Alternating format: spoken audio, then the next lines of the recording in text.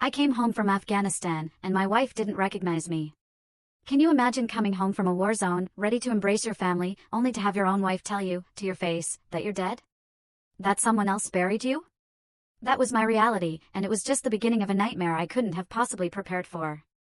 I stood there on the porch, duffel bag slung over my shoulder, staring at Claire, the woman I'd been married to for 8 years. "Claire, it's me, David," I said, utterly confused.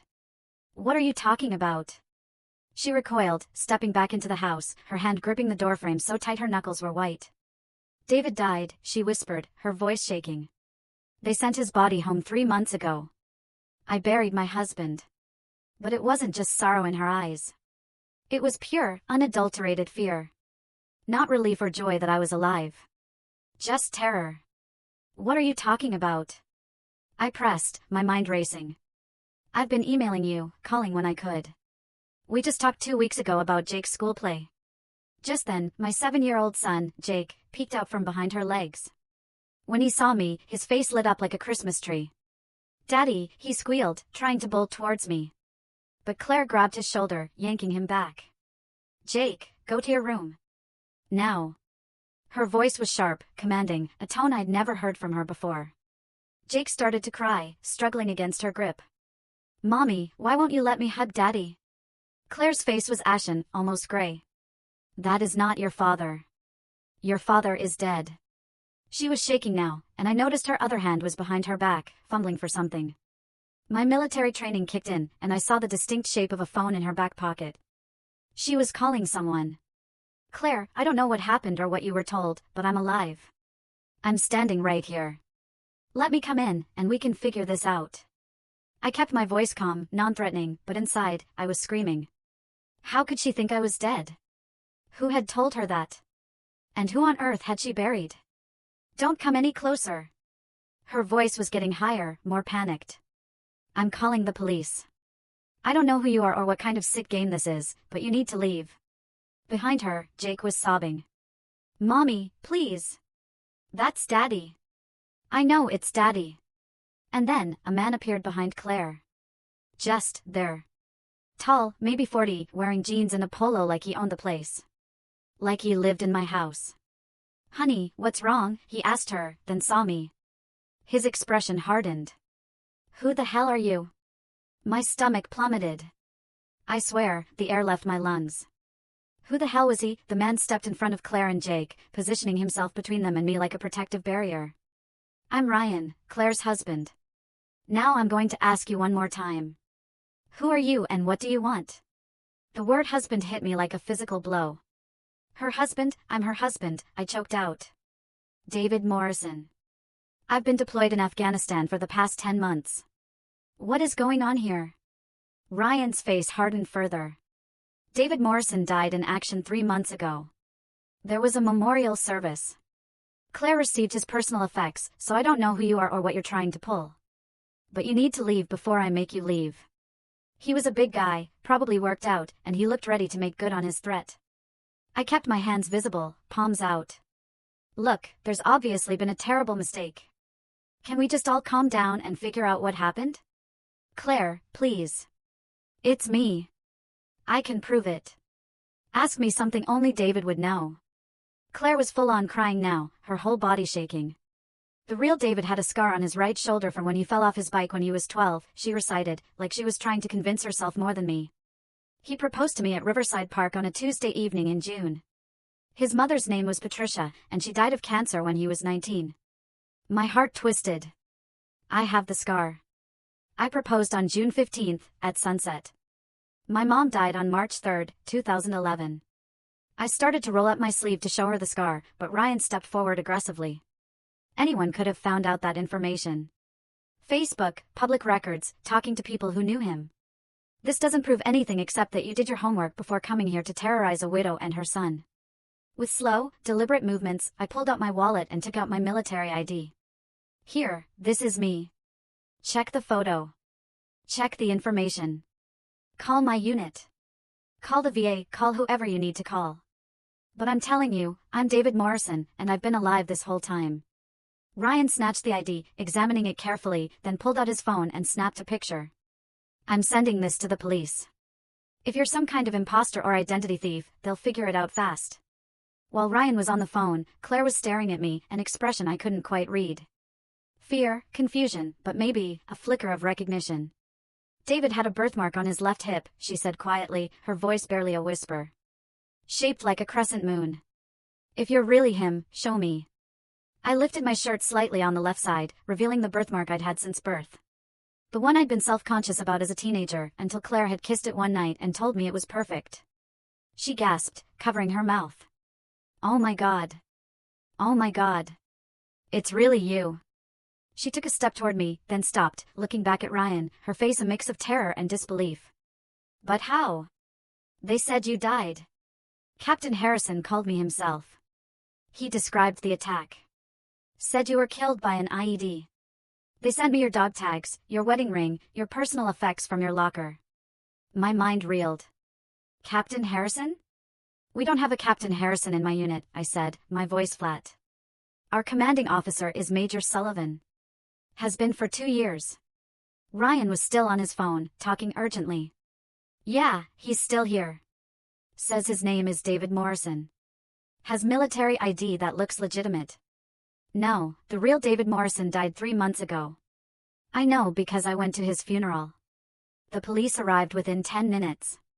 2 patrol officers who looked skeptical as they took my ID and started asking questions. I explained everything as calmly as I could while Claire stood in the doorway, weeping, and Jake watched, confused and scared, from an upstairs window. Ryan stayed close to them, protective and thoroughly suspicious.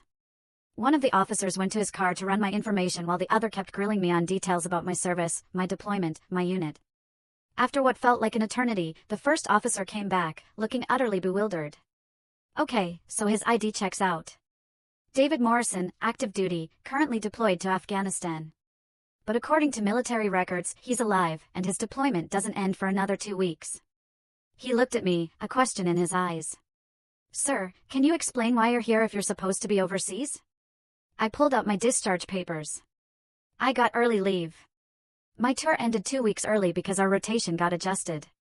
I have the orders right here. The officer examined them while the other made more calls.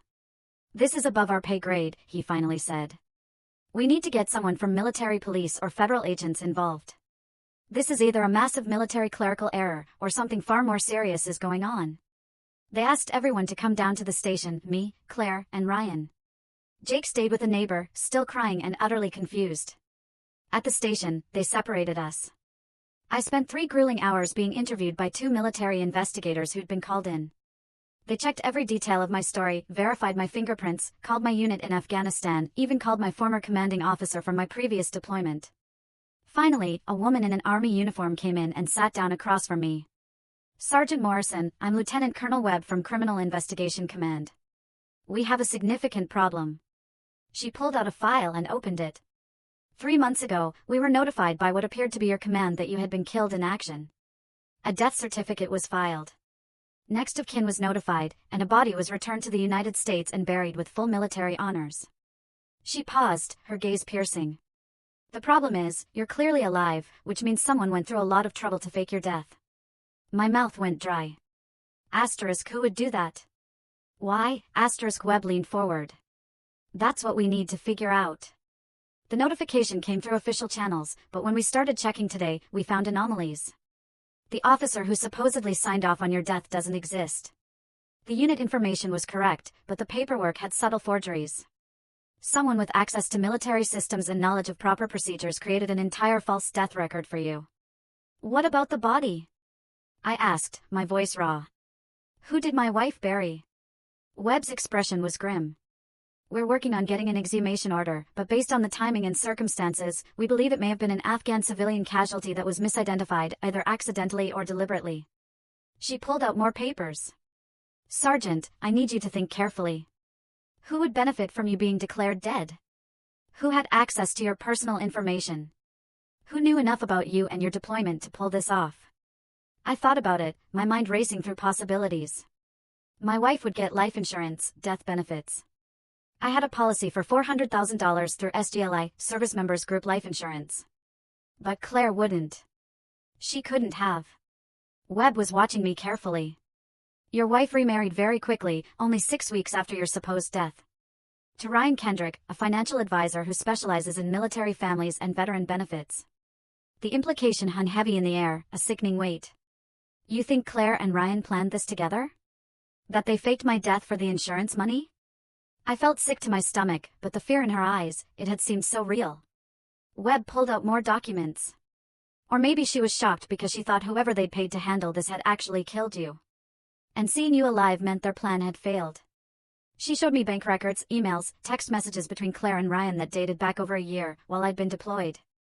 Messages about insurance policies, about how to file death benefit claims, about finding someone who could handle the paperwork. My hands were shaking as I read through them. I was in Kandahar, doing convoy security, base operations, everything normal. How would they even? How would you fake a death with my unit right there? Webb explained what they'd pieced together. Someone with access to military databases filed false casualty reports. We're still tracking down who, but we believe it was an insider. Either someone in admin or someone who'd hacked the systems. The person they buried was likely a local casualty from an actual IED attack. Your personal effects from your locker were taken by someone who had access to the base, probably bribed or paid to steal them.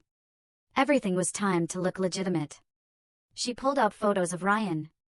Ryan Kendrick has a brother, Michael Kendrick, who works as a contractor on military bases in Afghanistan. He had access to personnel areas. We believe he's the one who physically stole your personal effects and may have been involved in the identity swap with the body. They kept me at the station while they arrested Claire and Ryan. I watched through a window as they were brought in separately. Claire crying and protesting, Ryan silent and cold.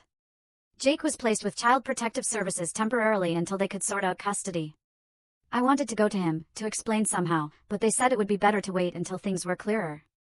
Over the next few days, the full, sickening scope of what had happened emerged through investigations and interrogations. Claire and Ryan had been having an affair for over a year, starting when Ryan had helped her file some insurance paperwork during my previous deployment. They'd hatched a plan to have me declared dead so Claire could collect the insurance money and they could be together without the mess of a divorce. Ryan's brother, Michael, had been the key. He worked as a supply contractor at Bagram Airfield and had access to personnel areas. They'd paid him $50,000 to steal my personal effects and help create the false death record. The body that was buried had been an Afghan civilian, killed in an actual IED attack on a convoy. Michael had helped misidentify it as me through falsified dental records and corrupted DNA samples. The death notification had gone through because someone in the admin chain, they were still tracking down who, had been bribed $30,000 to process the fake paperwork without proper verification. The life insurance company had paid out $400,000 to Claire within 6 weeks. She and Ryan had already spent $75,000 on a down payment for a new house, a new car for Ryan, and paying off their debts. The rest was in accounts they'd planned to access slowly to avoid suspicion. What they hadn't counted on was me coming home 2 weeks early due to a rotation change. If I'd stayed in Afghanistan for those final 2 weeks as originally scheduled, they would have had more time to move money around and establish themselves. By the time I came home, they'd hoped to have everything locked down tight enough that even if questions arose, the paper trail would be too complex to unravel. But my early arrival had caught them completely off guard. Lieutenant Colonel Webb told me that Claire had initially refused to believe I was real, because accepting it meant accepting that her plan had failed and she was going to face serious consequences. The shock on her face wasn't joy that you were alive, Webb explained. It was horror that you weren't dead. The federal charges were extensive: conspiracy to commit fraud, identity theft, making false statements to federal agencies, theft of government property. Michael Kendrick was arrested at Bagram and faced additional charges for his role. The admin person who'd processed the fake paperwork turned out to be a sergeant with massive gambling debts. I filed for emergency custody of Jake, which was granted immediately given the circumstances.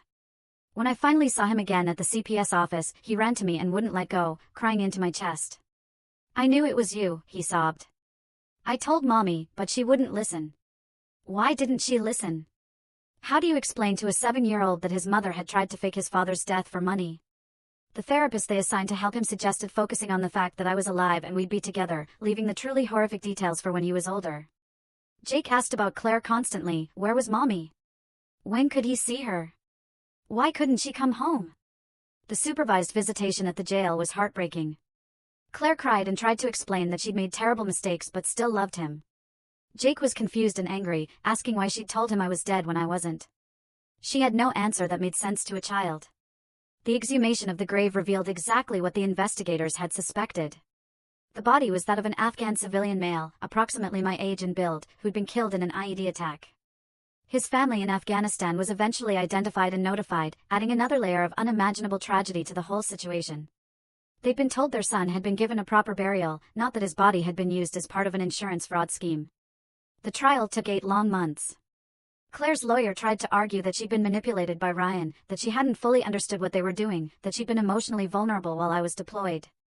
The prosecution destroyed that defense with the emails and text messages, showing she'd been an active participant in planning every sickening detail. Ryan got 15 years in federal prison. His brother, Michael, got 12 years. The admin sergeant, who'd processed the paperwork, got 8 years. Claire got 10 years with the possibility of parole after 7 if she showed good behavior and paid restitution. The life insurance company sued to recover the $400,000 plus interest and legal fees. The house Claire and Ryan had bought was seized. The car was repossessed. Their bank accounts were frozen and emptied. Even after all that, there was still over $200,000 in debt that Claire would be paying off for the rest of her life. I rebuilt my life, slowly, piece by painful piece. The Army gave me extended leave to deal with the legal proceedings and to help Jake adjust. We went to therapy together twice a week. Him for dealing with trauma and loss. Me for processing the raw betrayal and anger. Some days were better than others. Jake had nightmares about coffins and funerals. I had nightmares about coming home to a wife who wanted me dead. My unit was incredibly supportive when I eventually returned to duty, but the story had already spread through the military community, and I couldn't escape the whispers and the stares. The guy whose wife faked his death, the soldier who got buried while he was still alive, the man who came home to find someone else in his bed. My command offered me a transfer to a different base, and I took it, both to get away from the relentless attention and to give Jake a fresh start somewhere new. We moved to Colorado, where I took a position training new recruits. It was good work that kept me stateside and let me be fully present for Jake. Dating was impossible. How do you explain your history to someone new?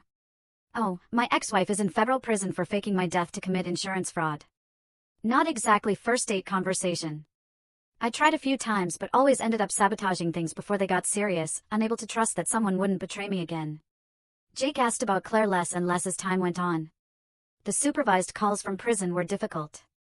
She'd cry and apologize, but couldn't really explain in terms he understood why she'd done what she'd done. Eventually, he asked if we could stop the calls because they made him too sad. I agreed. She'd made her choices, and now she had to live with the consequences. 2 years after everything happened, I got a letter from Claire in prison. She'd been going through therapy and 12-step programs and wanted to apologize, to explain, to somehow make amends. She wrote that the affair with Ryan had started innocently but escalated, that they'd convinced themselves I wouldn't really be hurt because I'd never know, that the money would give Jake opportunities and security. She wrote that seeing me alive on the porch had shattered her completely because she'd spent 3 months believing I was dead, mourning me while also feeling guilty about the insurance money. She convinced herself the lie had become truth. I read the letter once and put it in a drawer. Maybe someday I'd be ready to forgive, but not yet. Not when I still woke up sometimes wondering if I was safe, if someone else was plotting against me. Not when Jake still occasionally asked if I was really real, or if this was a dream. The settlement with the insurance company took 3 years to fully resolve. They recovered most of their payout, but I received $50,000 in compensation for emotional distress and the identity theft. I put it straight into a college fund for Jake. When he asked what the money was for, I told him it was to make sure he had opportunities, that something good could come from something bad. Lieutenant Colonel Webb stayed in touch, updating me as they uncovered more details about the fraud ring. My case had opened up an investigation into other suspicious military deaths, and they found 2 more cases where deaths had been faked for insurance money. The military overhauled their casualty reporting procedures, adding multiple verification steps and outside audits to prevent similar fraud in the future. Small comfort, but at least some good came from it. Jake started calling me Pops instead of Daddy around age 9, wanting to seem more grown up. He did well in school, made friends, played soccer. Most people in our new town didn't know our story, which helped him feel normal. When kids asked about his mom, he'd just say she lived far away and he didn't see her much. Not exactly a lie. By the time he was 12, I felt like we'd finally found our rhythm. We had our routines, our inside jokes, our way of being a family, even if it was just the 2 of us. He knew his mother had done something very wrong and was paying for it, but we didn't dwell on it. We focused on moving forward. Claire sent letters occasionally, usually around his birthday or holidays. I always gave them to Jake and let him decide if he wanted to read them. Sometimes he did, sometimes he didn't. I never pressured him either way. She wrote about missing him, about how she was working on herself, about hoping someday to be part of his life again. When Jake was 15, Claire was granted parole after serving 7 years. She'd been a model prisoner, completed every program available, and convinced the parole board she'd been rehabilitated. She moved to a halfway house 3 states away and started working at a dry cleaning business. She called asking if she could see Jake. He was old enough to decide for himself, so I asked him. He thought about it for 2 days before saying yes, but only if I came with him. We drove 6 hours to meet her at a supervised family visitation center. She looked older, thinner, with gray in her hair she'd never had before. She cried when she saw Jake, who was now taller than her, a young man instead of the little boy she'd last seen. They talked for an hour while I sat in the corner, watching. She asked about school, about his interests, about his life. He answered politely but with distance, like he was talking to a stranger, because in many ways, she was. On the drive home, Jake was quiet. Finally, he said, "I don't think I want to see her again for a while. Maybe when I'm older and can figure out what to say to her, but not yet." I told him that was okay, that he could take all the time he needed, that there was no rush to figure out his relationship with her. He nodded and turned up the music, and we drove the rest of the way home in comfortable silence. I retired from the military after 22 years of service, ready for a change. I got a job as a contractor training security personnel, better pay, more stability, and no more deployments. Jake was 17 and thinking about colleges. We visited campuses together, talked about his future, made plans like normal families do. Sometimes people asked if I'd ever found out why Claire had really done it beyond just the money and the affair. Psychologists who evaluated her said she'd been dealing with abandonment issues from her own childhood, that my deployments had triggered fear and resentment, that she'd rationalized the betrayal as a way of taking control of a situation where she felt helpless. Maybe that was true. Maybe it was more complex than simple greed. I'd never know for sure. And after a decade of processing it, I'd made peace with not knowing. What mattered was that Jake and I had survived it. That we'd built something good out of something terrible. That when people asked him about his father, he could say I was a veteran who'd retired from the army and now worked in security, not the man his mother had tried to have declared dead. Jake graduated high school near the top of his class and got accepted to several good universities. At his graduation, he gave a speech about resilience and overcoming adversity, without mentioning specifics. But when he thanked his father for showing him what real strength looked like, I saw several teachers who knew our story nodding with tears in their eyes. We celebrated that night at his favorite restaurant, just the two of us, like always. He was leaving for college in 3 months, and I was already bracing for the empty house. But I was so damn proud of the man he was becoming. Honest, hardworking, careful with trust but not cynical. He'd taken the trauma and turned it into wisdom. The last time I spoke to Claire was 2 years after her release when she called asking if I'd signed paperwork allowing her to move out of state for a better job opportunity. Parole terms required my permission since Jake was still a minor and there were custody considerations.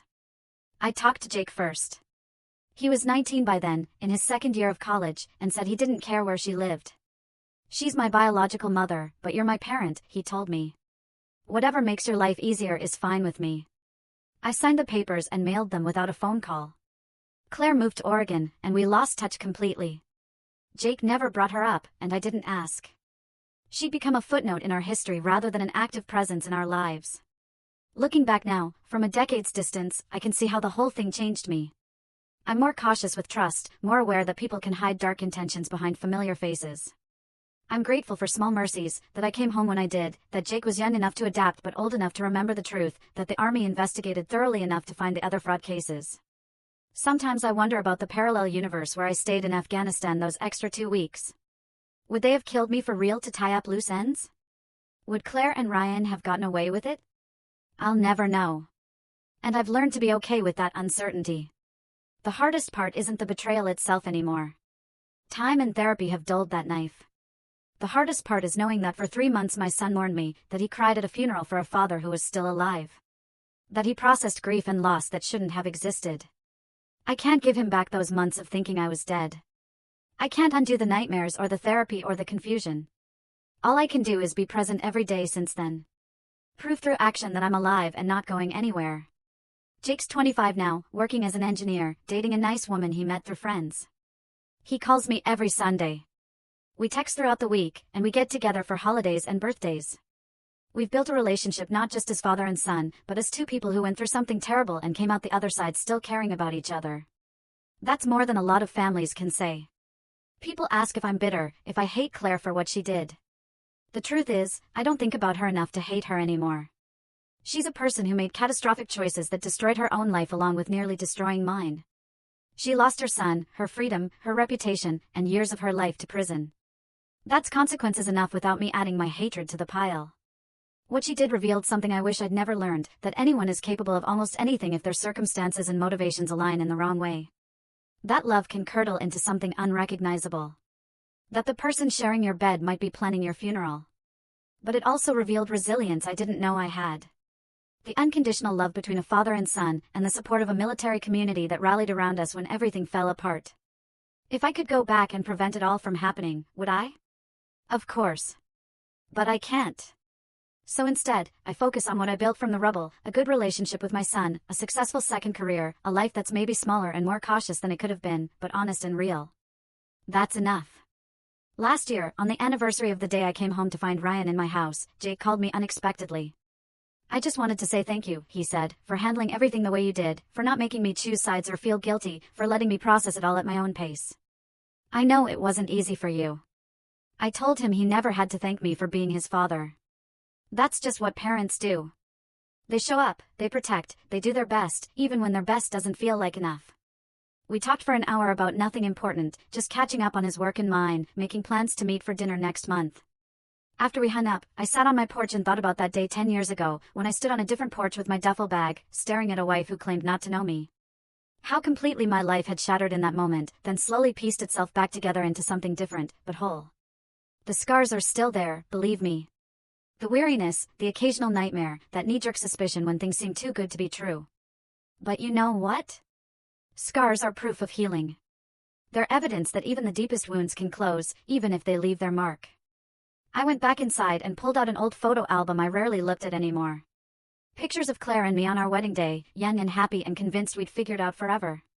Pictures of Jake as a baby, as a toddler, as a kid who loved his mother and believed the world was safe. I studied those images of people who didn't know what was coming, and I felt something that wasn't quite forgiveness, but also wasn't hatred. Maybe compassion for the wreckage of what could have been. Then I closed the album and put it back on the shelf. The past had its place, but it didn't own me anymore. I'd survived the impossible. Being declared dead while I was still alive, coming home to find my life had been stolen. If I could survive that, I could survive anything. And I had Jake, who'd survived it, too, and turned into someone I was proud to call my son. That was enough. More than enough. Everything else was just details in a story I'd lived through and learned from and eventually mostly moved past.